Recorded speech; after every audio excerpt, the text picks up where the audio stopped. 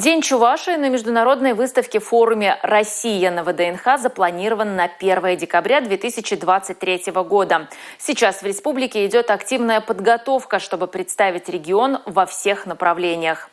Рассказать о себе готовы и серебряные волонтеры. Спортивно-танцевальный коллектив «Сеньоры» раскроет секреты активного долголетия. Он создан в Новочебоксарске на базе Центра социального обслуживания населения в рамках национального проекта «Демография».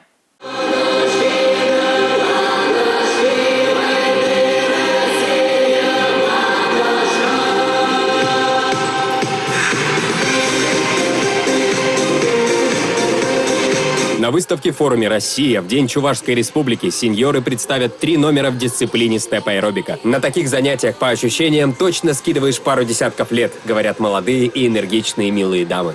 То есть каждый месяц мы набираем группы от 25 до 45 человек, которые занимаются оздоровительной зарядкой. Для них мы проводим спортивные мероприятия.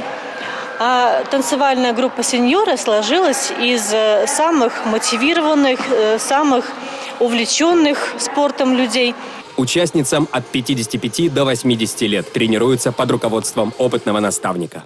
Занятие оздоровительной аэробикой – это большой бонус для нашего здоровья. Это, во-первых, поддержание всех функциональных возможностей нашего организма в хорошем состоянии. Это продление активного долголетия.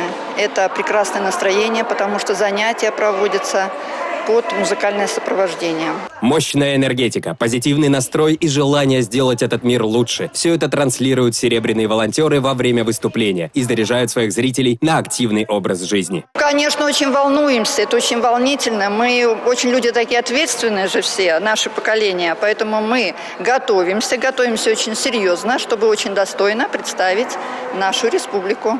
Выставка на ВДНХ уже заявила о себе как масштабный проект, объединивший все 89 регионов России и продолжает объединять людей разного возраста, разных национальностей и вероисповедания. Станцевать вместе с сеньорами можно будет 1 декабря на международной выставке на площадке Минтруда России «Семья, работа, долголетие». Сергей Качинский, Игорь Зверев, Национальное телевидение Чувашии.